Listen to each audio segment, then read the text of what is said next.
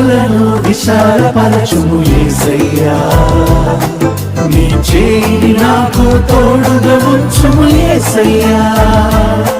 నా సరిహద్దులను విశాలపరచుము యేసయ్యా. నీ చేయి నాకు తోడుగా ఉంచుము యేసయ్యా. కీడేమి రాకుండా నన్ను రక్షించుము, నా ప్రార్థన